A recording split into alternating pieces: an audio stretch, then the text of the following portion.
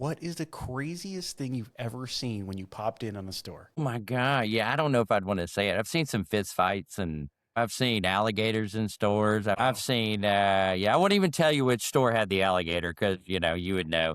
But yeah, I've seen some wild stuff. I've seen people, I've seen some crazy stuff. I've come up and I went to one of Jamie's stores, buddy store one time, and we got there early and the truck was parked in the parking lot and the whole top was ripped off, like it been peeled off like a thing, and I guess they hit a bridge thing or something. And we texted him a picture, and he texts us back that truck was new.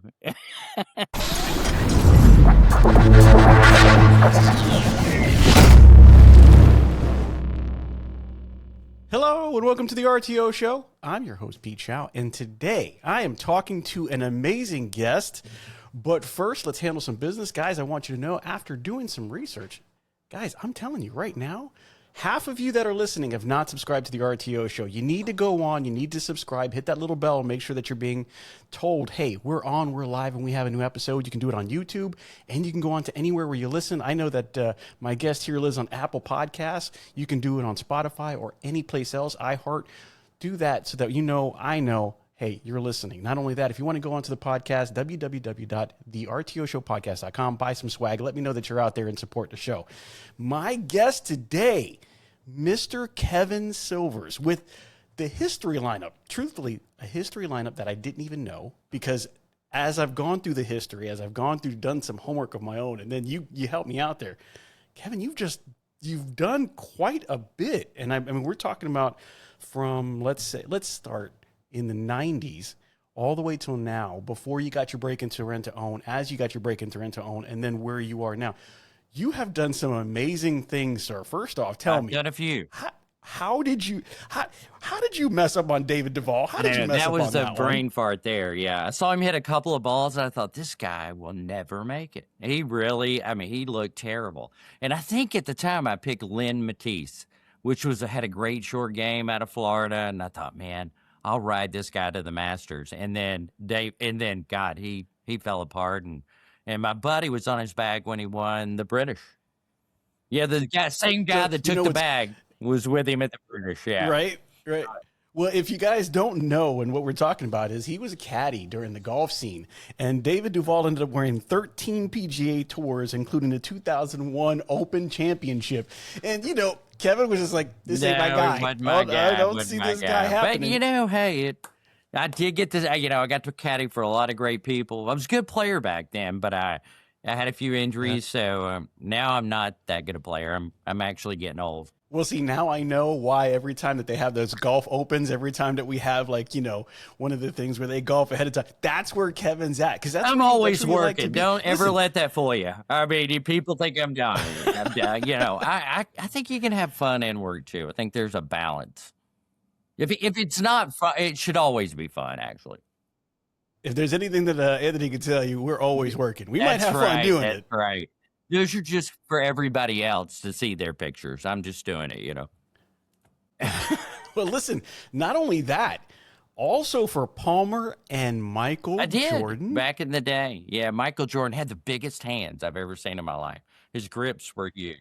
So you know what? That is an actual thing that people have said, that Michael Jordan he actually has some of the biggest hands out there. He was able to palm a ball with the craziest ability. Smooth as glass. If I had to... I would take him to, if I had to make a shot, I would, not maybe a putt, but to shoot a basketball, I would definitely take him. He was cool as a cucumber. I'd play softball with him. I don't know if I'd play basketball with him. I don't want to be embarrassed that much. And Arnold Palmer, Pro Group, was based out of Ooltewah, Tennessee. So Mr. Tucker was, ran Pro Group, and Arnold Palmer would come in and we'd all get to caddy for him or whatever. He was had the strongest forearms I've ever seen in my life. I mean, he was strong even in his 70s or whatever, he was older when I caddied for him. He was already on, I think, on he played to almost senior tour.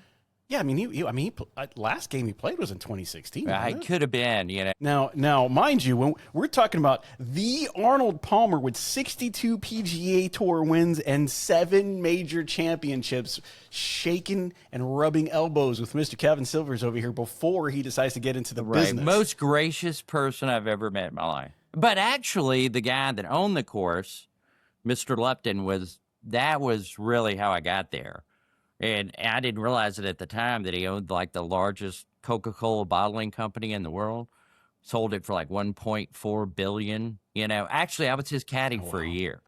But we used to just rifle through his desk. We didn't know he had any money. So we used to make long distance phone calls in his office, But Kevin, like this, talking about all that kind of leads me to the source. How did that affect you in those years to be the person that you are today, right? Because you are probably one of the most outgoing, most upbeat people I've ever met in the rent-to-own scene. Everybody kind of knows where you are, and when you're coming. And how did the interactions with because I can tell you right now, in the mid '90s, and I was a little bit younger then, but in the mid '90s, I was like just focused on work. I didn't really have I just wasn't who I am now. I didn't have that ability. But meeting a few people did change that along the way. Did meeting Jordan and Palmer and Duval and a lot of these guys, being on that course, talking to people who have sold, plants for over $1 billion, how did that change you to get on the course that you're on now? I think you never really, once you get to that point and you meet those people, nothing, who else could you really meet that would make you nervous or, you couldn't talk to, or if you embarrassed yourself in front of them, really, is there anybody left? So I think in Right. it, and you listen to him talk and, you learn so many things, Little Debbie's based out of here and Shaw Industries, Bob Shaw, you had Berkshire Hathaway. I remember going to like Circuit City with him to get a television for his house. Had a big Lincoln Continental that he was trying to shove it in the trunk back when they were big, So, I mean, you literally, those people, they, once you meet them, you kind of, everybody else is, they're awesome. You just got to get to know them to understand how they're awesome. Well, sometimes when you meet those people, right, you have this air, this idea that you built them up a certain way, right? And then you shake their hand and you do something with them and you find out they're just normal human beings that do extraordinary things, right? They get up, they eat breakfast, they have the same problems as we do, the same health issues that we do. They eat breakfast and put on their pants the same way we do. The only thing is that makes them extraordinary is what they do with their time. And so as they move on, so did you. And then you decided that you're going to, you're not going to stay in the caddy scene. You got to have a little luck, the shot goes in, but it may not, a little bit of luck. It caught a little rim or it, you made a decision that kind of worked out or, that's another thing too. You got to have a little bit of luck in life. So after the scene, chance favors the prepared, right? So as you get through that, so you entered the jewelry industry with Jerry Bogo. So I think, at the time I wanted to go work on Wall Street. You'd seen, the movie Wall Street, and I thought, man, that'd be awesome. But I didn't have his hair. So I thought, I wouldn't be able to do that in the locker room. So I was like, I better find something to do. And Jerry Bogo was he was a fascinating guy, extremely smart. In the summer he would get darker. He was just smooth as glass. And so eventually he said, well, hey, come to work for me. And I came in, I learned about the jewelry industry. And we actually had 3 jewelry manufacturers based in Chattanooga. Jerry Bogo Company, Ollenburg Corporation, which had a huge facility downtown, and then E.B. Harvey, which was based out on Bonnie Oaks. And if you had a wedding band in the late 80s, mid 90s, it probably came from E.B. Harvey that was based here. He had taken the machinery, put it in, moved it from like Germany to here. And he basically had to take the building apart to get it in. And so I went to work for Jerry Bogo Company and, learned manufacturing. And, back then it was all paper and fax. And, you got AAA would fax you over your directions. And I really didn't think sales would be my calling. But everybody else said, hey, you should be a salesman, sell something. And I thought, well, jewelry will work. I'll do that. So we had a lot of mom and pop jewelers and, and back then in the jewelry business, if you were a pretty good sized jewelry manufacturer, you wouldn't go to somebody that was in, 50 miles off the beaten path. You might send them a flyer, but you wouldn't go see them. And Jerry Bogo said, well, what if we went and saw him? And he built a huge company And then I would call them, you'd sell them flyer programs. They'd buy X amount to support whatever flyer, and they get so many free flyers. And, and it wasn't anything. We sold Spencer gifts and you remember Service Merchandise, right? Yes. Where they pulled absolutely. the ticket. Can you imagine pulling a ticket and waiting in line to buy something? Paul Schultz catalog. I mean, we did a lot of that. And the jewelry business was really interesting. I mean, you met a lot of people and a lot of different, you go to the Diamond District in New York, and our buyers were from India. And, I learned how to grade diamonds, kind of sorting rice, and then learning how to pick up the stones. And, it was really clean. You got to wear a bow tie and a coat. And I thought, you know what, I could make a living doing this. It'd be all right. And then, so that's kind of how I got into the jewelry business. So that's how it started. Actually, I thought Jerry would probably fire me after, week 2, but he kept me around for a while. Well, 2 things right now. Kevin Silvers is part of King of Promotions, and I'm looking at 2 jewelry pieces you have over your left shoulder. Under the trip sign, he's got 2 necklaces over there. If you guys have any questions, please reach out to Kevin. But I'm going to talk to you about those a little bit later. But then as you move through that, right, there was something in here that I saw that really kind of stuck out to me, and we'll probably jump around a little bit. Tupelo, Mississippi. Yes. That place it comes up quite a bit, especially in the Legend series that I've done. Tupelo, Mississippi was a lot larger at one point than it is now, but it was the place to go. And so you had a run in there as well. Oh, wow. Yeah. So, Robbie Tyson, me and Robbie have worked together for 30 years. I mean, and I actually had, I always worry about doing these and not, everybody that has helped me. Thank you. I'm just going to say that in advance. So, but in case we forgot you. Oh my God, you. I know what. Anthony, thank you too. Anthony, I've listed all the people you wouldn't believe. Yeah, I was, I'm very thankful for my friends. But so Robbie and John Blair, they'd go down there and rent a house. You couldn't get a place to, really stay. It was packed out, and they had the Ashley trucks lined up, and we sold everybody. We'd do the rent-own, we'd finance, credit furniture. I mean, we would do anybody that. Furniture stores started picking up, a lot of their own paper. They keep a percentage instead of financed it through whoever. So we did tons of jewelry through, in Tupelo. I mean, you come in, they buy. Back then it was live, and we supplied the cases, the displays, the training, and I actually was probably more on the training side than sales. I mean, I always think training and sales go hand in hand, but I really focused on the training part, and I was great in the stores with the managers and the people, and I'm always asking questions. So I think people like to tell you what they do, and I know you appreciate it, I guess. Well, you have a lot more technical background than I thought when I looked at it, because you seem like a natural salesman. When I talk to you, there are certain things about salespeople, and you can tell the contrived ones, the ones that have studied it and done it. And they do it, they give you the paper and say all the right things, and all the catch lines are something that you read in a book somewhere. And then you have a salesperson that, I probably read 3 books in my entire life, but that's not it, because it's about making the relationship, making the connection with that person, and solving their problem. What do I have that's going to solve your problem and give you the best result, the best bang for your buck? Because nobody wants to buy $10 worth of something and then they just do an even exchange. They want to solve a problem. Right. So if I'm thirsty, I'm going to give you this so that I am not thirsty. If I want something to sit on, I'm going to give you this so that I have something to sit on. And it could be good or bad. And really the truth is, everybody's like, well, price and this and that. Yeah, price definitely pays a portion of it. But you have to know the player of the game, and you have to know how to do it the right way. Are you really solving a need? Are you solving a need and a want? Can you do both at the same time? Selling the product, selling yourself. And talk about that, I do have to know, you are the only man in the business with the bow tie. Well, What's the so deal with back the bow in tie? Tony Dawson get a kick out of this. So back in the day when I used to, I probably would see stores. My goal was, or used to be, to see stores, well, whoever had our programs, like 4 times a year. Which became very hard because we had a lot of stores. I mean, because we had picked up Rent-A-Center and Aaron's and Buddies, and, we had Rentway. And so it was very hard to do. But I've spent a lot of training meetings just teaching like 10 guys how to tie a bow tie, which was it's very fun to watch guys that back then, some of them wore ties, but but a lot of them were really they were still clipping them on, a lot of them. But so, I used to say, but people love the bow tie. I'm not even sure I can tie the other one, but the bow ties I can tie.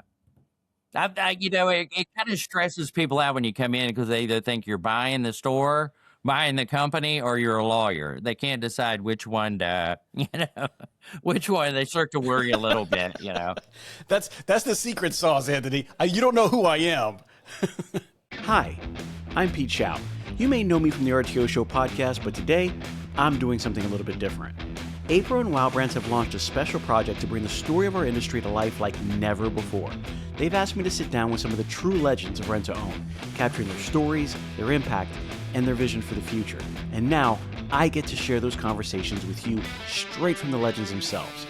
All of this leads to something groundbreaking, though. A new book, The Rent-to-Own Revolution, A Definitive History of Advocacy and Consumer Access, written by Apro CEO Charles Smitherman and Wow Brands CEO Brian Krast. The book explores the grassroots of RTO, the advocacy that has defined it, and the future that we're building together. Here's where you come in. We're giving away free copies once the book is released. Just head over to the RTORevolution.com and sign up for a chance to receive a copy in early 2026. Don't miss the chance to be among the first to hold this piece of RTO history. That's RTORevolution.com. Check it out and become a part of RTO history. So let's move on a little bit. Late 90s, your introduction to rent-to-own came via Richard Grossman. Yeah, we did. We had an incredible salesman back in the day. You got to remember, jewelry, now the price of gold and product has gone up, but probably the average cost of a piece of jewelry might have been less than $300. So, and this was a salesman that literally probably sold $3 million a year. I mean, he was incredible. I mean, wow. he was the most, you're talking about a natural salesman. And see, I didn't drink. So if you're not out drinking with him and whatever, I think I really struggled on that. Because, I mean, they'll tell you, I'll say I'm going to the bathroom and I'll just leave.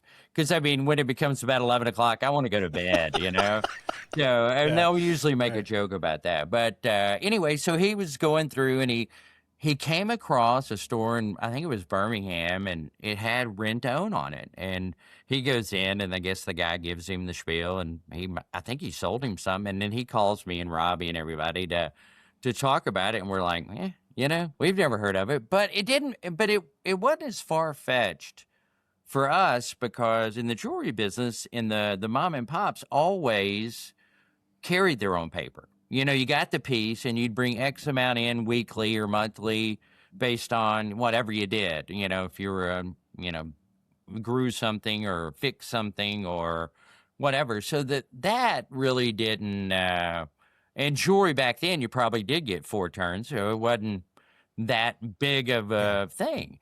So when he told us about it, but about that same time, we had got a message, or somebody had left a message for Jerry, and it was Bob Marshall with Rent-A-Center. So we didn't know who that was. So we had to look them up like in Dun & Bradstreet. And we saw, well, their credit was good. Wow. And, they seemed okay. Yeah. So, and by then, I think not long after that, we sold about all the Rent-A-Center stores. I mean, I remember but the orders came by. That was Thorn, though, I believe. That was before... they were acquired by Renter's Choice or whatever. So that was before then. But you literally couldn't keep paper in the fax machine. I mean, the orders were massive. I mean, they would come across. But rent-to-own, the foot traffic in rent-to-own back then was, I mean, you'd open up a store and you'd have to just about taser them to keep them out. I mean, I heard you mention, getting your return on your investment, as far as the quickness of it. I mean, back then, product turned fast.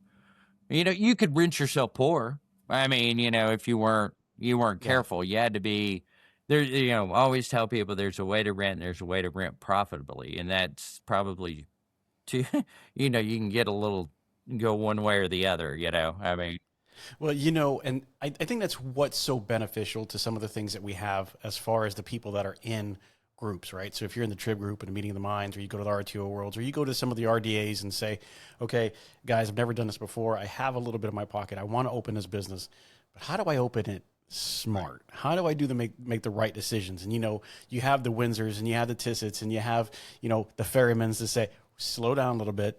We had Ernie Right. at one time, to say, Lou Allen, to say, hey, this is what you probably want to look at. This is probably what you want to do. Don't get too excited. You want to always be excited. You always want to be hungry, but don't make these mistakes because it can come back to get you. There's a way to rent. I always tell people, I said to grow, same store revenues, to keep increasing, doing better, you got to really work on the edges.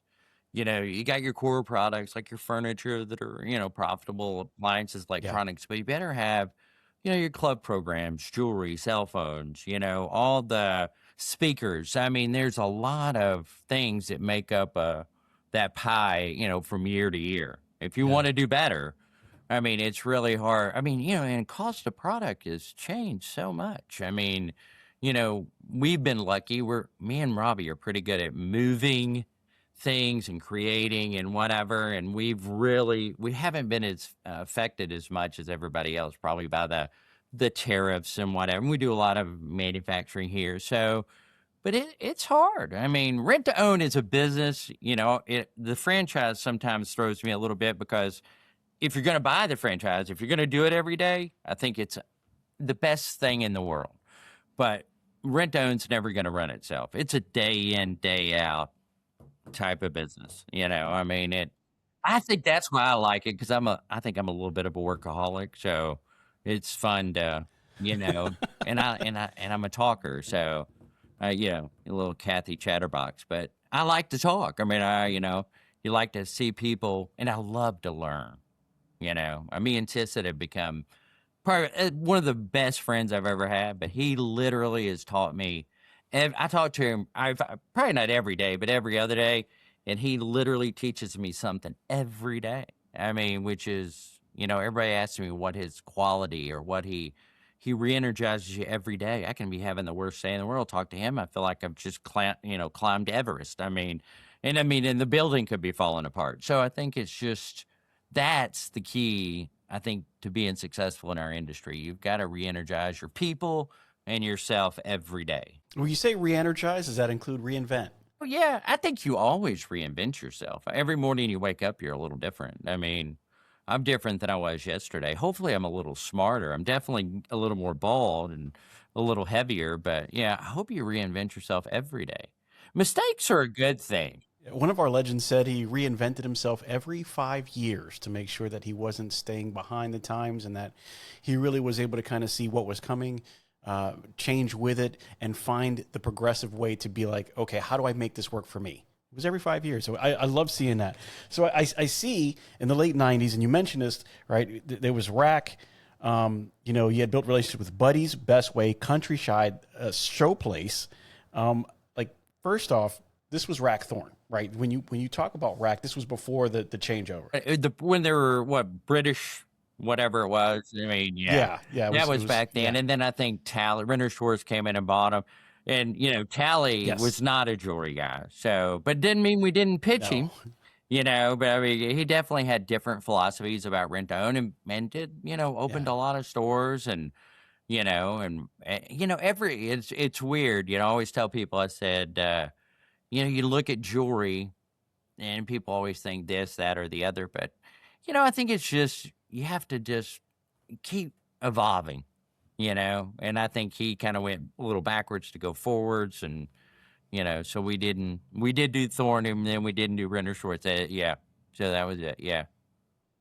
I was a Renter's Choice guy. I actually started Renter's Choice, and yeah, I did. And then when there was the acquisition with Thorn and we became Rent-A-Center, there was a lot of talk like, why are we becoming Rent-A-Center? And I was like, well, they got more stores, they got more market share. They actually have the name. I mean, come on, it was Rent-A-Center. Rent-A-Center's a good thing. They mentioned it in Good Will Hunting. I mean, yeah. So it's a good thing. We made it to the big time. That's right. So for sure. Now, when you say Countryside, how many stores did they have then? Was it 1920? Back then, that was probably when Mr. Tissot was, they probably didn't have that many. I mean, it was probably smaller than that. I mean, so they were, I think they opened up, in 85? So, when we started working in them, they might have had, half, maybe 16, something like that. Maybe not, probably not even that many. Because, that, I got flyers, I think, where I had sent you or, where they had 18. And so that we'd already been doing business with them for quite a while, before that catalog. So I would say they probably didn't. Well, I'm going to send Anthony the pictures that you sent me. We're going to post that up on the flyer so that, they can see exactly what we're talking about. Yeah. I used to collect everything. So I've got flyers from the early 90s. You can tell they're just. If you want the RTO museum, we need to see Kevin one Silver's of everything. They can I've build got the like museum. 22 tubs of stuff. So as you go on, we add on Rentway, Action, Home Choice. I mean, you're doing payday loan stores, like finance. Yeah. Talk to me about this. Yeah, talk to me about that, because as you're moving on, I mean, you just have a wave of different things that you're kind of getting into, and you're talking to so many companies. Where did that part of your past come in, and how did it play into what you're doing now? Whenever you think you do one, you always can do something else. And what's weird is I always say Check Into Cash, Mariner Finance, they were all based out of Cleveland, Tennessee. Johnny Holden sold to Mariner Finance, and then so they were there. And I thought, well, if you could do one, and the laws changed. Some states couldn't do check cashing, some you had to have a firewall and whatever. But the ones that you didn't, I mean, we'd put up a jewelry display. They'd have miscellaneous washers and dryers, and so they'd loan you the money to buy whatever. So we put jewelry cases in there, and we went to every finance show in the world. I mean, anywhere we could go, we would go, and it was amazing. I guess we were halfway decent salesmen because we would tend to sell them something, I mean, but you had to sell them the complete turnkey package. You couldn't just sell them a product. You had to sell them the display, the product, the training, the way to handle the product. So there was a lot of things that went in there. It's very labor intensive what we do. I mean, people don't realize it. We're everywhere because you really have to participate a lot. Yeah. Well, that is one thing that you're good at, Kevin. I think I see Don't ever give me your home address because I will show up. As long as you make dinner, we're good. That's right. But looking at that, is it because I see a lot of similarities, right? A lot of people who say the payday loans, they are involved in two things. It's either rent to own or they have some type of business where they're, and I don't want to say they're brokers or stuff like that, but what is it when you have something and you go to sell it? Yeah, the pawn shops. You know what I mean? We used to work with the pawn industry a lot. Yeah. Yeah. So, is it because they were all tight knit that you kind of kept going with it? I mean, I guess in some people's, I would say that rent to own and the payday loans, I've never seen a lot of people do both well. And now the Strongs, they do both well. Michelangelo, Mr. Strong, they do it both good. The times we've seen it together, they did okay, but you tend to loan people that owe you money and then they don't pay you one or the other. So you got to there's a fine line on that, I guess. But there's not too many people doing it. No, I think that's the reason. I think it's hard to do both well. I think, you can always grow. You can do your rent-own business better. You really have to have, a great skill set to do both. Yeah, in the same environment. I think it. Well, I know there's Castle Rent to Own and Ben McCauley. I'm sorry if I always say them wrong. It's either Castle Rent to Own or Castle Rents or whatever the case is. But they actually do pawn and RTO out there in Arkansas, which is really cool because, again, the things that you don't see together very often, and somebody might find a way to really make it stick. Hey, but they are one of the few. And pawn is as long as always tell people we work with pawn shops, quite a bit, but you always have to have an outlet for whatever you buy. You can buy great stuff. I can own a ton of real estate, but I got to have somebody wanting to buy it on the other side. You got to have a funnel. It's got to keep moving. You buy product to sell it, to buy more product. I mean, I think that was in a book somewhere, but yeah, I think the Dollar General guys or something, maybe, So, one of the things that you said is that managers taught you more than you ever taught them. You said you did a lot of training, you went around, you did a lot of things, but there was a comment that you made about managers taught you more than you ever taught them.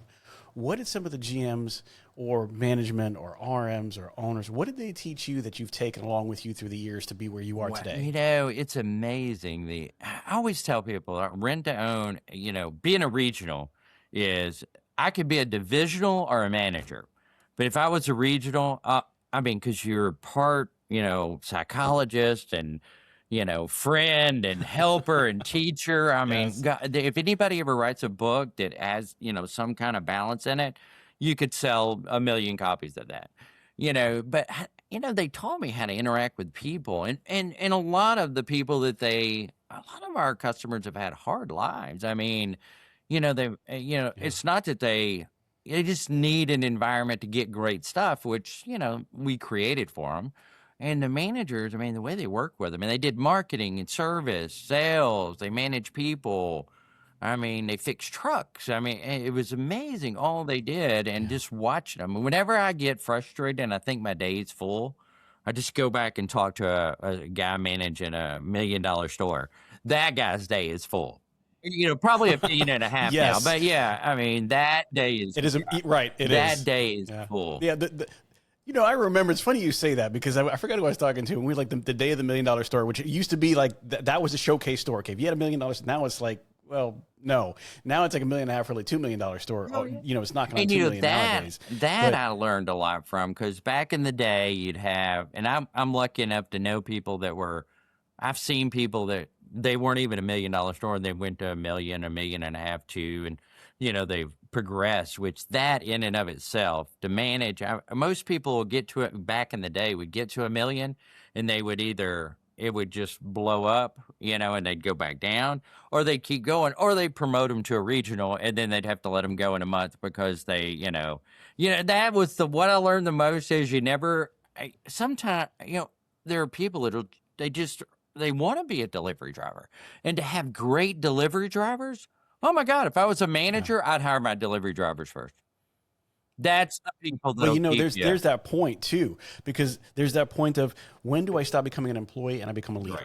Right. You can say a manager, but really a manager is just someone who tells other people they manage the day to day. That's not really a leader. A manager needs to be a leader, and getting somebody from the hourly position to, and I'm just saying that you could be, salary, whatever, but when you get an hourly position to a leadership position, they are not the same. You're not built the same. And that you've been into hundreds of different stores, which again, I always see you on the circuit as in, Meeting of the Minds, RTO World, the RDAs, I see in the big events. I never really knew that you spent so much time in individual locations. If you had to guess, if you had to put a finger on it, how many stores would you say you've actually been in? Well, probably Tony Dawson could tell you about, but thousands. I mean, I've been in, I used to go see probably 100 stores, 4 times a year. That was, real way. And then we saw Buddies, and then we saw, I probably was in Show Place or Countryside, and there were so many that were, everywhere. I mean, there was a time where Action, Home Choice, they all kind of started, acquiring. You got to make sure your receivables were in line, because you never really knew where to collect your money. It changed departments, and then, golly, thousands. I mean, I've been in, and in some stores I've been in multiple times, but yeah, and managers, man, I'm telling you, that was a great. Mark Ray used to with Leopard. He was a manager regional. Greg Skinner was an incredible regional. Ron Taylor. I didn't know he was an operator till one day we sat down and had a conversation, and I did not know that. It was amazing. It's amazing what you find out when you talk to some of these people. All these people, you did Show Place. Joe Adams, I've known him for 30 years. He was a great regional. Hamburger was an anomaly. He's another great. He's like Tissot and Gary and all that. They're just, I mean, Todd was always. God, I've known him forever. We used to go on a ski trip with all of his Chris Caprio, Schuler with Premier. I mean, there are so many good people in our, great managers. And now you see that we're their owners, or they were regionals and now they're owners. Yeah, and it's tough to go from that. Anthony, he's pulling all these names out. No, Anthony's like, I have no idea. These are legendary names in Mentone that he's talking about, that we go back years and years and years. And Hamburger actually had to, actually connected with him on social media not that long ago. And it's just nice to see him again after all, after everything. I didn't really get to know him. I knew him in passing, but it's, when you mention these names, he's a good one. Jamie Sladden, he taught me a lot about product back in the day. I mean, golly, he was one of the guys when I was young. I used to be I was not as outgoing as I was now. And I remember, there were some big personalities in the rent-own industry. And I remember I always wanted to hang around Jamie because he would tell you anything. He was Yeah. funny, and him and Robbie were so close, and Slats back in the day, which I didn't really get to work with him, but I mean, I could hear him yelling at Jamie, but I could, you just didn't want to get caught in that wave of whatever. But Right. Jamie would teach you so much about product and people. I mean, how to deal with, and just seeing them interact with other reps. I always tell people, never judge a vendor. If things are going well, a girl that was, a sophomore in high school could do it. But judge them by when things are going bad, because eventually things are going to go wrong. And when you call them and how they handle it, you'll never not find me. The buck stops with me. I mean, I'm never going to spend your money I'm going to spend it like it's mine. And I am tight. I'm sure and I'm never going to sell you all the time. I mean, if you find somebody that ever says, Kevin, who's selling me on the golf course or whatever, sometimes I'll forget to sell you. I mean, it's not, and but they'll buy from me eventually. I think I knew Chisholm for a long time before I ever sold him anything. I thought I didn't want to mess up the friendship. It was going so well. Didn't want to jack anything up. So, and that's most Aaron. It's definitely not about making a dollar. Now you got to make a dollar, but it's definitely not the end all be all. You're gonna have to mark this, Anthony. This is one of those weird times where somebody's gonna say, "I am a vendor. I sell to the dealers," and it's not about selling. It's all definitely. The time. They'll tell you it's not often. about selling for me. I'm not really. Yeah. You're figuring that part out, like you got it all down to a science. No, never a science. But you know what, though? But I mean, it's weird. I think the more I understand our business has gotten so much better about how they make money. You understand it so much. Well, we had to be more efficient. We've had to be more efficient, especially coming out of the era. I'm not even going to call the C era anymore, but we've gotten through it. We made it out alive, and we're still, I think we're still trying to figure it all out because everything went digital, and a lot of people stayed indoors. Yeah, everybody loves change up to about 2 weeks. And then, you go back to the other way. We all love change. It all sounds good when we leave those training meetings and, think, oh, I'm going to go back. And then 2 weeks into it, you're like, that's really kind of hard. I'm going to go the other way again. Do it. And then you go back to another one. But we've done well. I mean, I think rent-own will always be a people 70% of our new customers or whatever come from our existing customer base. So I think I would say they do. I mean, I'm not saying that's the number, but if I had to guess, I would say that's the number. And somebody may have told me that, but you got to still be the AI and all that and how you email and text, it's a little overwhelming to our customers sometimes. I think you still have to be that guy that participates and then, goes to the events in your area and goes out and knocks on a few doors, does some in-home visits to their top 10%, if you're wanting to grow. I mean... Well, I can tell you, what's funny? Just recently, Charles Smitherman, the CEO of APRO, he does this webinar thing. APRO does on a webinar, and he had one very recently about AI and the information on that. And it was just absolutely mind-blowing, some of the information and some of the facts that he was putting out there. And I got to say, APRO, great job on doing that. But wow, there was just some information on there about the differences between how things are going and where they're going, and the amount of generations that we have now, right? And the difference between the eldest generation and Gen Z right now. It's completely, or I should say almost Gen Alpha right now. It's just getting to the point where it's like, it's night and day. They handle things, they look at things, and they do things not, different. Going back to 2005, talking about new things, you brought up some stuff. You brought up mowers. I forgot all about mowers and when they first came out. You were talking about that and how that came out. How did that impact you you brought it up. Gary and Tissot was doing that, and you kind of made that connection in certain ways. And I actually found because I was like, it was amazing. You see these things, you just take it for granted everybody's doing them. And I'm not even sure the brand didn't even, it wasn't like, whatever. It was like a brand I'd never heard of. And so I went back and pulled flyers from different area. And he's right. Actually the Ohio area, it seemed like they were, the front page of that was jewelry and mowers.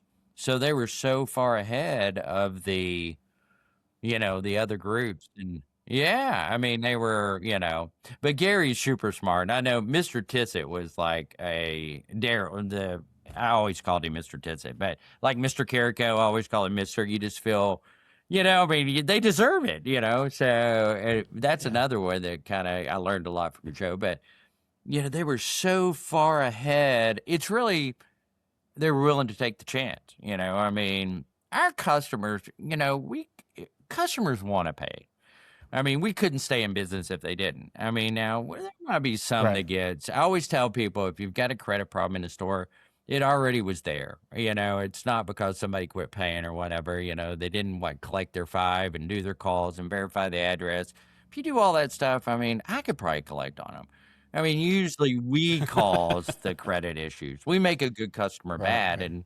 and they were willing to take a chance and do some stuff. I think there's still an outer a lot more you could do in our industry. I mean, if I can Yeah. see it, I know there is. I mean, I'm not that big. Well, I think about it all the time. Yeah, we talk about it all the time. Especially when we're doing the green room and some stuff, and sometimes we're, in meetings and we come up with these ideas. Like, there's a lot out there, and there's some needs in the RTO industry. There's no doubt about that. We got to catch up on certain things, but Kevin, you always seem like somebody who's looking out for the new, right? You started in one place, you were able to see trends, you've gone out, you've done training, you've done loans, you've gotten kind of you're doing comparisons, you're meeting a ton of people, which you have that kind of personality about you that you're like, hey, I'm going to meet some. Just so you know, Anthony, I actually met Kevin at RTO World in Tampa. Didn't know Kevin from anything, but he heard about the show and he pulled me over and he's like, hey, I'm going to introduce you to some people. And goodness gracious, if it didn't make a difference, I've always appreciated that. I don't know if I've ever told you that, but I've always appreciated that because I really didn't know a lot of people in the room at that particular point in time. I was basically like a Florida native at that time. I knew everybody in Florida, and that was it. And this introduced me to a whole different world of a whole different gamut of people that they weren't going to the RDA, right? Florida Rental Dealer Association to me was like, that was it. And so getting to see all these people and you helped me out. And I met a few people then that I actually still talk to this day. So I do appreciate that. But one of the first listeners, one of the avid listeners of the RTO show was right here. So I appreciate that, Kevin. Love the show. Seeing the new trends. Great. That's what I'm talking about. Like, he sees those trends. You've always kind of been on the edge of that to see something new coming. So how did you get into, right now we're like 2010 something, and then, how do you get into the King of Promotions? Where did that come from your background? Because you're meeting the big guys, you're on the field, let me rephrase that. You're on the golf course, you're meeting all these wonderful people. You change over to do something else. Then now you're going into stores, you're doing payday loans, you're doing all this kind of stuff. You get involved in the RTO stores. And then out of that, the King of Promotions starts up, and you and Robbie now are starting to do Well, we things were always, really we did jewelry and that, but so it was funny. So John Blair, he was, John Blair's a great guy. I'll never be able to I love John Blair. John, I love you. I used to hang out with Blair. him all the time. He literally, him and Robbie, I mean, we were, I'm surprised we didn't get him fired. I always tell Charles the same way, Smitherman, he needs to cut us loose. We'll end up getting him canned. But he, but we love Charles. With Dennis, I said, we couldn't be luckier. It's come work with me in the jewelry side for a while, you will so appreciate our industry. I mean, the jewelry side is so different than, it's a bunch of butts. I mean, it's a very tough thing. But so anyway, so John and Robbie were at Western Finance, and they went to this, they were having a meeting doing the jewelry thing, and I believe it was Western, and then they went there and they were sorting out all this swag, hats, whatever. And John said, what are you doing this for? And they said, well, it's our customer appreciation event. And I think he said, oh, yeah. He goes, well, if we could sell those $1 cheaper, would you buy them from us? And needless to say, he called back, and, we went to work, and we definitely can make them $1 cheaper. And then I actually had a pretty good talent for the promotional stuff. I had a pretty creative mind. You literally, if you called me tomorrow and said, hey, I need to make a car for, $17,000 or whatever, I can make it for you. I mean, I literally think I can make anything. I've made everything once, and I mean, Anthony, we're going to get a bunch of calls from people. I want oh, a I car. could figure it out. I You told can't get somebody, with I a car. said, I understand why everybody went into betting, because literally I can make, if you give me the specs, I can make it cheaper than everybody else. I mean, it's just one of those things, you get good at making and creating.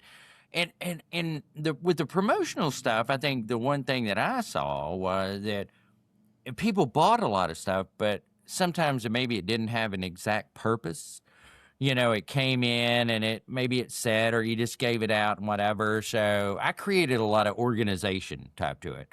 We developed websites where you could, you allocated the expense and you knew what it was coming for, and it came with packing sheets, and you knew what event, and cost was a little out of whack um in our group. I mean, the people that, I mean, not to say that, I've heard the guy that we compete against on here, and they're super sharp, make great stuff. I mean, but I just thought, well, we could do it all a little better, and we worked hard at it. We have got 2 facilities we work with here, and we literally can make anything. I think today I just I posted a challenge key, not a coin, an actual key that was logoed, and I mean, but it would fit in your pocket. So, somebody said, "Can you do a Oh, key?" wow. And I was like, "Oh yeah, no problem. I can do a key." I've never done a key before. And like the sound booths that you put the speakers in, that they wanted a booth to display their speakers, and I said, it'd be better if it had lights and it kind of coordinated with the music. And I'd never made those. I mean, literally, I had to get them to put them together instead of paper instructions. So, and these jewelry cases, I was like, oh yeah, I can make displays, no problem. I can bring them, and all this, lifestyle stuff. I said, I can do all that, no worries. And we happen to be really good at it. Me and Robbie, we team good together on that. It's, we try to make it right. And we try to make, the thing about promotions and all that is you want to do them, get them in place, and then you shouldn't have to worry about them. It should just happen. If you place an order for apparel, it should just come, I mean, and you should get to wear it on day whatever. You shouldn't have to call 4 times. I mean, and I think most people subbed a lot of it out. So that made it, and so we eliminated that and just really focused on, and make it, and you don't want it to be, you want people to put more in it, because we need our industry to do better. That's one of the other things I learned too, is we all need to do well. We're still a really small sector. We all have to do great. Now, you may want to do a little better, but we all need to do well. And I'm not good at keeping a secret. So if you ever tell me a secret on something good that you do, I'm sharing it with everybody. Well, we know ahead of time, I'm giving Anthony, you we're not the going to give heads them up the on secret that one. sauce Yeah, here. I suck at the secret thing, because I mean, if it's exciting and new, you really, and I think Mike taught me that. I mean, he shares everything, and I've never seen that before. And Gary and Keith and Aaron, they share everything. You share everything. This show is an anomaly I'm trying. in my mindset. Well, we're trying to do that. Hey everyone, it's Pete Shau here from the RTO Show Podcast, and I want to tell you about a company that's making a real difference in the rent-to-own space, Wow Brands. I've seen firsthand how they approach marketing, and let me tell you, it's not just about ads. Wow Brands builds complete digital ecosystems designed specifically for the rent-to-own industry. Their e-commerce and lead generation strategies are built to bring in qualified leads. And did I mention that they are actively working with the rent-to-own industry while also being members of APRO and TRIB? Listen, these folks are passionate problem solvers. They don't just slap something together. They design, build, and scale the kind of digital retail tools your business needs and your customers actually want. So if you're serious about growing, reach out to Wow Brands at wowbrands.com. I trust them, and I think you will too. Talking about that, because I'm glad you're saying that. I'm glad you're talking about sharing, because you have apparently a lot more than I knew. You have a lot of experience from a lot of different areas. Going into being king of promotions and really having to, amass. I know that I said this, when you're talking about somebody who has to do a lot, right? So I've done quite a bit, and I don't think I've mastered anything, right? So they say that, as you go along, You've mastered a lot more than you you think. learn a lot. You've done. You've Well, done really well. I've tried. I've had to bring guys in so that I could do it right. But like as you move on, you get to do a lot of things very well, but you don't master them because you just have to be a jack of all trades and a master of none. And so it sounds like you've really put your finger on that heartbeat and really have been able to ride that for years now. I mean, we're talking about years. What if you're talking to somebody right now? They're coming into the rent-own industry. Now you're doing it from a vendor side, and they're saying, "Hey, like I'm a new vendor." Because I've seen people come to some of our shows, and they don't last a year or two for whatever reason. What is some advice, some secret sauce from Kevin Silvers, who's been doing this for years, and every name in the business, you've seen them all. What is some advice that you would give to say you want some longevity? You need to do this. Yeah, I think to do well in our industry, you can't take if somebody tells you no, take it very gracious. I mean, God, everybody's told me no in our industry at one time or another, because I mean that's just the way it is. And I think if you stick and you're genuine and you care and and you're selling something of value, I mean, and you show them how it makes a little money, you're going to eventually be successful. And get to know them. I mean, I could probably tell you something about everybody in our industry, whether it's Lynn Lynch and his dog, or Gary, and he married the greatest lady in the world, and Chisset and his dad and his mom. Don't let Mike tell you his business mind is like his mother's, and his dad. He's got his dad's heart, so that it's reverse. He always says that, but his dad was sharp too. But I think you have to learn a little bit of something about everybody before you should never sell anybody before you know them. I mean, that's really, unless you just have some tires. I mean, if I had tires, I mean, it's got I know nothing about automotives, but if it's got like a 50,000 mile thing or whatever, you probably can put them up there and, Jonathan Rowe's probably going to buy them. And, I mean, but unless most of the things we do, our product's a little, it comes from distributors a lot of times. Sometimes it's straight from the manufacturer. I think it's, you just got to learn a little bit before you start selling. Everybody thinks their product's the greatest, but, it's probably not the greatest. I mean, it's good, it's solid and it's got a lot of value, but there's probably like products out there. I mean, that are just as good. So would you say come and mingle, meet everybody, talk first, get to know them? You can't get frustrated, I mean, and they ought to, I think I made the suggestion to somebody. I said at these shows, maybe they position a new vendor with an old vendor, I mean, if you can stand the noise, because we're extremely loud, but I mean, if you can, you might put an old with a new and maybe, kind of partner them up a little bit. I think that would probably be good for new members also, kind of partner them up. I mean, y'all do that a lot, help each other out. Vendors, we're not as friendly as y'all are. Talking about that, LegCon is coming up now in April, and they actually have the Fellows program to do just that. They stick some of the new guys with some of us who've done it before. That would be good. So that we have the ability to kind of take them along with us, which is an amazing ride. And I love that part of it. You said, and you act like it. So I'm gonna say this. You put on here that you never saw it as work, and you've always loved the people. Is that why? Is that why it feels like it's so flowy, because you love what you do? I think I love the people. I mean, I've been lucky. I mean, I'm a man that would tell you, if I loved you, I love you. I mean, I love you, Pete. I hope you have a great day. I mean, I'm just that way. I mean, and I love them all. I mean, I can't think of anybody I don't like. Somebody told me one time, though, I like everybody, but they could hit me with their card, I'd still probably like them. But I mean, but it's true. I mean, everybody has some great stuff about them. You just got to let them show you a little bit. Everybody has the ability to be, I always tell people the harder in our industry or in life, it's easy to be a great person when everybody's watching. When nobody's watching, people tend to not be as great. But in our industry, when they're not watching, they're awesome.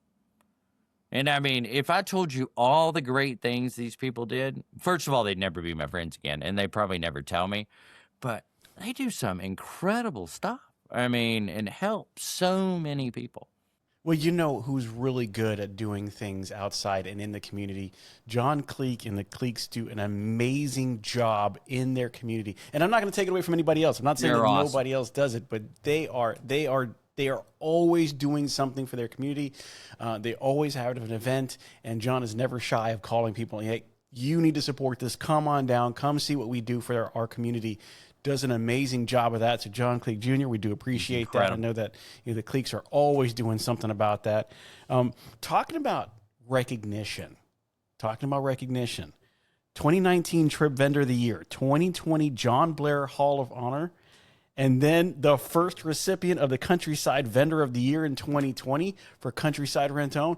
Talk to me. You've been doing it for a while, and somebody says, Kevin, you made it. You have arrived. Here you go. The Countryside thing was, I mean, if they've given it to somebody else, I don't know, but that was pretty cool. Mike's been incredible. I mean, I can't imagine a better friend, but he is. I mean, him and Rob, I mean, he just, and that meant a lot to me, and getting the vendor thing. But I'm not big on awards. In fact, but everybody, I think I enjoy when the people that give them, that is really what you enjoy, not as much the award, because you just look at them and you're like, man, they really appreciate, they care about you. And most people, when they get an award, it's not as much about what they do, it's that the people care about them.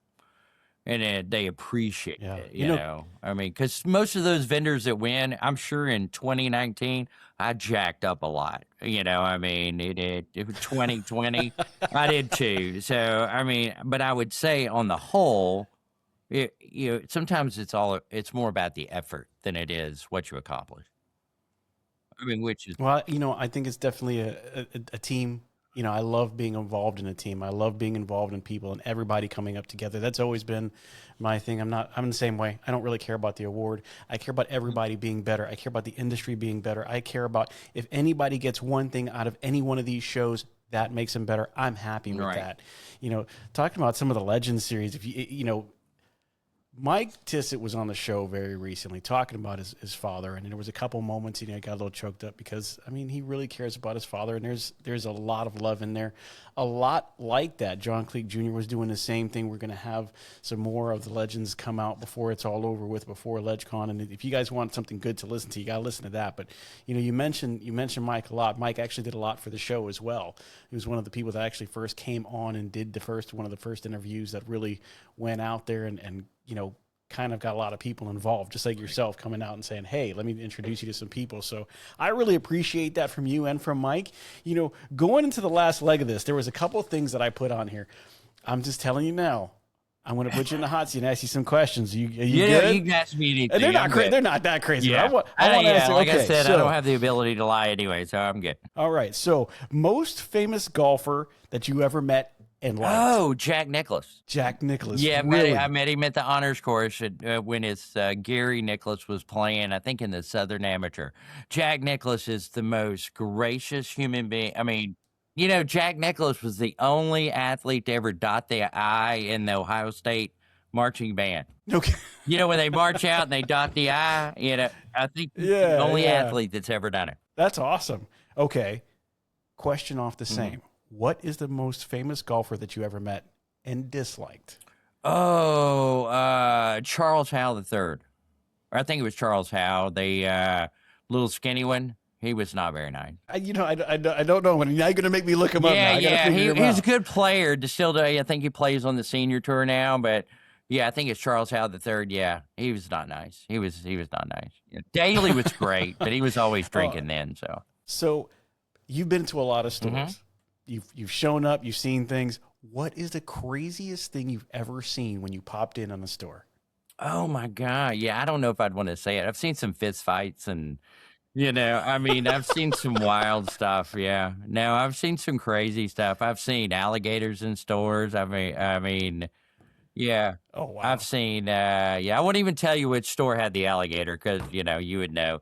But yeah, I've seen some wild stuff. I've seen people. Yeah, I've seen some crazy stuff. I've come up and I went to one of Jamie's stores, a buddy store one time, and we got there early and the truck was parked in the parking lot and the whole top was ripped off, like it'd been peeled off like a thing, and I guess they hit a bridge thing or something, and we texted him a picture, and he texts us back that truck was new. So yeah, I've seen some wild stuff, but I mean, I think but that's not a negative. I mean, that happens in every industry. If I told you things that happen in my company, you would be, I mean, holy crap, I've had some weird stuff happen.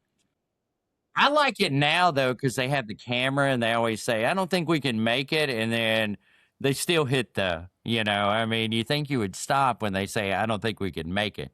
And they still hit it and knock the top. Well, I'm telling you, Rent-own has the highest, rates as far as insurance. Always have. And I'm a terrible driver. Never ride with me. I'm a terrible driver. No, I'll just throw that out there now. I'm the worst driver in the world. Yeah, I've got a ticket to every. I have about 9 or 10 points every year. I'm lucky I haven't lost my license. Oh my gosh! Wow, we got to talk about that one day. There's a big history there. Besides the RTO revolution, what is the best book on RTO or business or best book for RTO or business that you've read in the last 12 months? Oh wow. Well, there's not a lot about the RTO. I mean, specifically, I like Let Them was a great book. I read that one. I mean, I think in our world, in rent to own, you take a lot home. You can't leave it, and you can teach and do and develop, but eventually you have to put them within the guardrails and let them drive down the highway. And I think a lot of times if they fail, it's like we've personally failed. I mean, you can evaluate how you've taught or how you communicated to them, but in reality, I mean, I can no more, define how you do your show than a man in the moon. I can give you suggestions and I can help you, but if you decide to do it, I gotta let you do it. I think that's one of the things. I think that would be a good one. I think, regionals, when they have a blow up in a store, they tend to go to a store and run it. But in reality, that's not how it probably works. Now, I'm not saying I definitely don't know everything about rent to own, but I think you gotta let people succeed and let people fail. So I think that's a good one. But there's a million good books. I just now read Shoe Dog because I am not a sport, that I've been in the Nike complex, and went there, snuck in. Somebody else's badge. So I got a question for you. You would get a kick out of this. So what's the only statue they have inside the complex? And they may have more now, but at Nike. Who do you think it would be? No, Jordan. Steve Prefontaine, the great distance runner. It was out of Oregon, I think Coos Bay or something. That's the only statue they had. Until we got kicked out, it was a really cool place. I mean, it was, we've been every Turner Broadcasting. I've been a million different places that we shouldn't have been. We just keep on. If you act like you're supposed to be there, nobody ever asks you if you should be there. Most people don't mess with you. Last questions I got. Favorite Trib Meeting of the Minds location? Oh, Meeting of the Minds. Probably Atlanta, because I won Vendor of the Year, I think, that year. And me and Angela Strong, we tore one out, boy. And Mike, I remember I don't even drink. That's the drunkest I've ever been. I don't even know if I attended the show. Celebration time. I don't even remember the show. It took me like a month to recover. All right. Where's the worst location you think they've ever put it? Oh, I've never had a bad show. So it would be very hard for me to say. I literally, every time I get those surveys, I have great shows every show. The place could have caught on fire and I would have loved it. I love seeing, I love seeing everybody. Vegas is the most expensive, and it's more of a Vegas. Yeah, I've heard it's a challenge to get your stuff in and out and, whatever. But I got the patience of Job. You could lose all my stuff and I would still be comfortable sitting in a chair and talking to you in the booth. So it wouldn't bother me. If you're a good salesman, do you believe that is? They would actually. I believe that. I believe that. If they did, you should get a little sympathy buys right there. So, well, Kevin, as usual, I thought that it would be a great conversation, and it has. Listen, if you guys have never, ever done business with King of Promotions, you got to call Kevin. Kevin, if they want to do business with King of Promotions or you or whatever the case is, everything that you guys can get your hold of, how would they get a hold of you guys? You just call myself, 423-400-1029, email, call the Trib office, call Charles, any of those. I've known Charles forever, Dennis forever. So, and you can call any Trib member and hopefully they would give you a glowing report. If they didn't, they're lying because they've had a great experience. So, no, I'm not. So, if you guys want to get a hold of Kevin Silvers or Robbie Tyson, give them a shout. You can go to the Meeting of the Minds and see them, or you can just reach out to Trib and April. They have his information. You've got his cell phone number. Reach out. Make sure that you guys just support some of our vendors in this business. We do appreciate that. And I would tell you guys, I appreciate you guys supporting the show. You know that you can see us on Facebook, Instagram, LinkedIn, YouTube, where you're going to see this. Make sure you go to the show's website at www.thertoshowpodcast.com. Get some swag, go on there, listen to the show, find out some events. You also have the ability to subscribe and make sure that you hear us all the time. You can hit me up at pete@thertoshowpodcast.com. If you just want to talk, if you want to say something about Kevin, like, hey, man, we love that bow tie, and we want to know if you're going to have a class on how to tie those things, we can set that up for you. Kevin Silvers, King of Promotions, I am really, really glad that you were able to make it on today. So much I learned about you. That's why I love doing this show. So many things that I didn't know you were a part of that now I know. Now everybody knows good when or you bad, listen to the RTO show. And hopefully we could do this again. We should do this again. Well, just so you guys are aware, the RTO show will be live in RTO World that's coming down to West Palm Beach in Florida. And if you're around, maybe you have a chance to show up and talk a little bit to us. Oh, I would love to. Anything. I'm open on this. This is my format because I literally no buffer. That's good. Well, what we're going to do, just so you're aware, and just so everybody is aware now, we're actually going to be doing a hot mic during the show. So we're actually going to have a live show, and we're going to do a hot mic. So Anthony's going to be with me. We're going to be going around and kind of introducing ourselves to everybody that already knows us. But we're going to say hi. We're going to say hi on camera, including yourself. We'll snag Robbie for a little bit and kind of talk to him and just get everybody involved. And, the show is so important to us. We want to make sure that you guys know everything about rent-to-own and everything that's going on. Kevin, thank you for being on the show today. And I'm going to tell you guys, as always, get your collections low to get your sales high. Have a great one.